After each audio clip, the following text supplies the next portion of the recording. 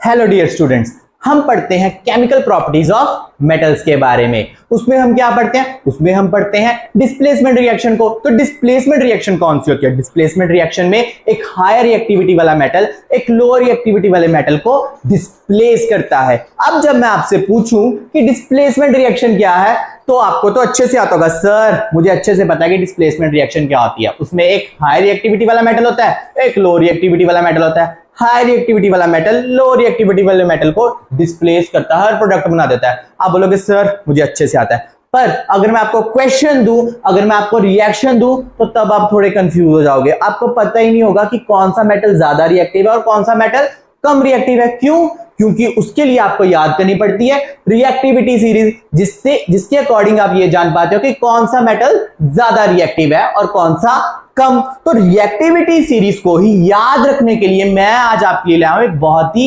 Easy trick, जिसको use करके reactivity series आपके टिप्स पे होगी। तो चलिए शुरू करते हैं। रिएक्टिविटी सीरीज को याद करने के लिए आपको याद रखना पड़ेगा एक सेंटेंस, जो है Please stop calling me a careless zebra. Instead, try learning how copper saves gold. Repeat after me.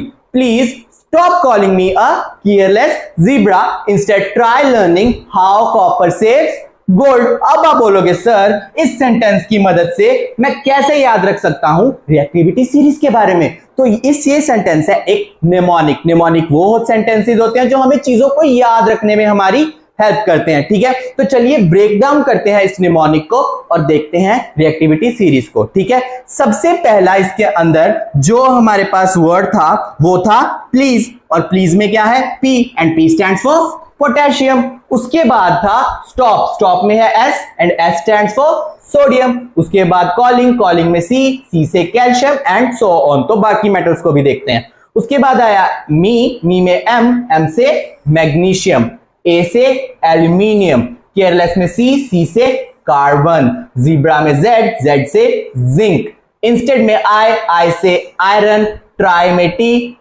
T से टिन, लर्निंग, लर्निंग में एल, एल से लेड, हाउ में एच, एच से hydrogen, copper as it is copper ही आ जाएगा क्योंकि वो सेंटेंस के अंदर है। सेव, सेव में एस, एस से सिल्वर, और गोल्ड भी एज इट इज गोल्ड ही आ जाएगा। अब आपको इन रिएक्टिविटी सीरीज का ऑर्डर तो पता चल गया, पर कौन सा मेटल ज्यादा रिएक्टिव है और कौन सा मेटल कम रिएक्टिव है आपको ये नहीं पता।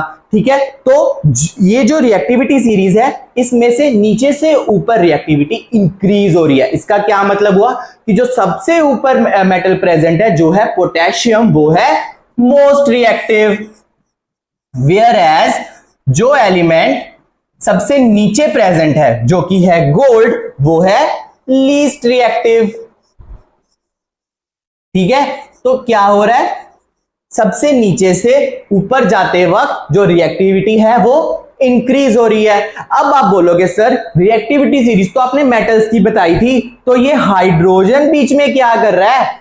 हाइड्रोजन भी इलेक्ट्रोपॉजिटिव एलिमेंट है जिसके अंदर मेटल की भी प्रॉपर्टीज होती हैं, इसीलिए हम हाइड्रोजन को रिएक्टिविटी सीरीज के अंदर कंसीडर करते हैं। ओके माय फ्रेंड्स, तो समझते हैं एक एग्जांपल की हेल्प से और देखते हैं इस रिएक्टिविटी सीरीज की एप्लीकेशन को। ओके, तो जो हमारे पास रिएक्शन है वो है कि आयरन जब कॉपर सल्फेट से रिएक्ट करता है तो क्या प्रोडक्ट फॉर्म होगा।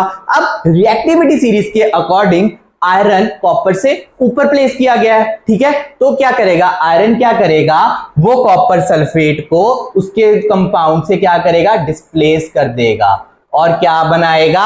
आयरन सल्फेट, और copper as a by product form हो जाएगा। ये एप्लीकेशन थी रिएक्टिविटी सीरीज की। ऐसी और भी रिएक्शंस में आप रिएक्टिविटी सीरीज को यूज कर सकते हैं। आई होप आपको वीडियो में सब अच्छे से समझ में आया हो। वीडियो में लास्ट तक बने रहने के लिए आपका थैंक यू माय फ्रेंड्स।